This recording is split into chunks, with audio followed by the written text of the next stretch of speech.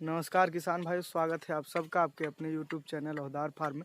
किसान भाइयों, आज की इस वीडियो में हम लोग बात करेंगे कि आप दिसंबर का जो लास्ट है और जनवरी का जो शुरुआत है किसान भाइयों, इस टाइम में आप मूली का खेती से कैसे मुनाफा अच्छा खासा कमा सकते हैं। तमाम चीज़ों के बारे में बात करेंगे। कौन सा वैरायटी आपको लेना है, कैसे आपको मूली का खेती करना है, कैसे अगर आप सिर्फ मूली का खेती कर रहे हैं किसान भाइयों, तो उससे आपको कैसे मुनाफा हो सकता है, या फिर मूली के साथ और कौन कौन सा वैरायटी ले सकते हैं, कौन कौन सा और सब्जी का आप खेती ले सकते हैं, या फिर मूली के साथ कौन और सब्जी हो सकता है, या फिर किसी भी सब्जी के साथ क्या मूली का खेती कर सकते हैं। ये तमाम चीज़ों के बारे में आज का इस वीडियो में बात करेंगे।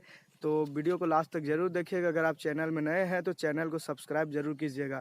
किसान भाइयों, जैसा कि अभी ठंडा का मौसम अभी चल रहा है, ऐसे मौसम में किसान भाइयों शादियाँ बहुत ज़्यादा होता है, और शादी के साथ किसान भाइयों जो सब्जी बनता है, जो पराठे बनता है, वो मूली का बहुत ज़्यादा अभी उपयोग होता है। सलाद के रूप में भी उपयोग होता है, शादी में घर में बहुत जगह इसे उपयोग होता है। तो मूली का जो रेट है किसान भाइयों, वो कम से कम लास्ट आपको बोल रहे किसान भाई 20 रुपया से नीचे नहीं जाता है। 20 रुपया आपका मूली अगर मिलता है किसान भाइयों, आप अच्छा रेट मिल रहा है, आपका क्षेत्र में अच्छा मार्केट आप पकड़ ले रहे हैं, तो 30 से 40 रुपया आपका आराम से मिलता है।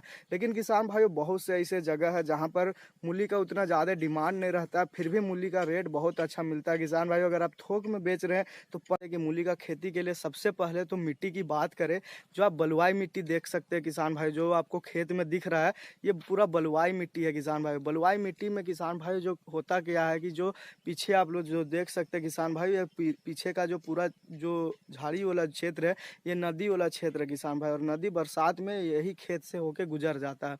तो जैसे बारिश कम होता है, नदी का जो पानी है वो कम होने लगता है। तो किसान भाई, ऐसे में आप मूली का खेती, आलू का खेती, और जैसे कंद वर्ग का जो जितना भी वैरायटी हो जाता है किसान भाई, कंद वर्ग हो गया आपका, कच्चू हो गया आता है, जैसे लहसुन हो गया, प्याज हो गया, मूली हो गया, गाजर हो गया, और जैसे भी सलगम हो जाता है किसान भाइयों, और आलू हो गया, ये सब चीज़ किसान भाई बहुत अच्छा है। इसका जो साइज़ रहता है वो बहुत अच्छा रहता है। तो किसान भाइयों, आप ध्यान रखें अपना खेत को कि कौन सा आपका मिट्टी है, मिट्टी के आधार पर ही खेती करिए किसान भाइयों। क्या होता है, टाइट मिट्टी में मूली जल्दी अच्छा से ग्रोथ नहीं होता है, जिसका मोटाई जो है किसान भाई वो कम हो जाता है, और जो उसका जो साइज है किसान भाई वो चिकना नहीं हो जाता है। चिकना नहीं होता है तो किसान भाई वो मार्केट में खुरदुरा माल आता है, तो उसका रेट उतना अच्छा नहीं मिलता है।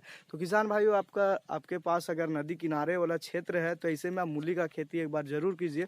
किसान भाई, मूली का खेती में बहुत आसान है, मूली का खेती करना बहुत कम खर्चा में आप इसे अच्छा मुनाफा ले सकते हैं। सबसे अच्छा बात तो यह है किसान भाई, इसका जो टाइम है, जितना टाइम ये लेता है, जैसे 20 से 25 दिन में ही आपको रिटर्न देना स्टार्ट हो जाएगा। इसका जो साग है वो भी मार्केट में बंडल बना करके आप बेच सकते हैं, या फिर मूली को भी आप बंडल बना करके बेच सकते हैं। तो इसका जो रेट है किसान भाई, वो 20 से 25 रुपया तो आराम से धरता ही है।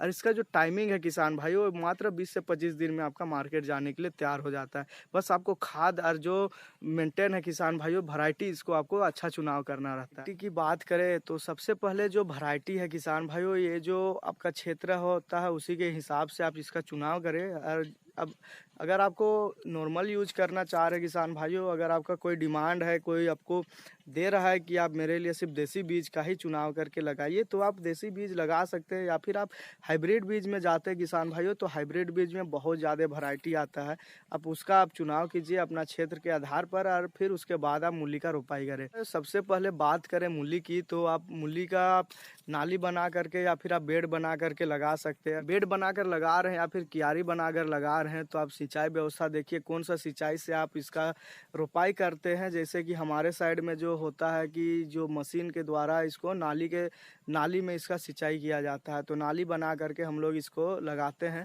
और नाली बनाने के बाद उसके बाद इसका रोपाई करते जाते हैं नाली के ऊपर में। नाली में सबसे पहले तो खाद डालते हैं। खाद की बात करें तो गोबर खाद रहता है।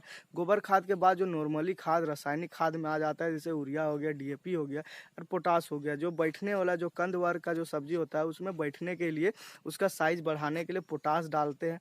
पोटास डालने के बाद उसके बाद बात करें उसमें रासायनिक खाद तो हो गया, उसका गोबर आपको जरूर से डालना है। गोबर डालेंगे नहीं तो किसान भाई इसका जो पत्तियां है और जो ग्रोथ है वो थोड़ा कम होगा रासायनिक खाद के मुकाबले, लेकिन गोबर आपको डालना जरूरी हो जाता है। अगर आप साल भर मूली का खेती ले रहे हैं तो आप कोशिश करिए साल में कम से कम 2 बार उसमें गोबर डालिए। 1 एकड़ के हिसाब से आप 2 से 3 ट्रैक्टर आप गोबर डाल सकते हैं। उम्मीद करते हैं किसान भाई इस वीडियो से आपको जरूर कुछ सीखने के लिए मिला। वीडियो अगर आपको अच्छा लगा तो वीडियो को लाइक कीजिए।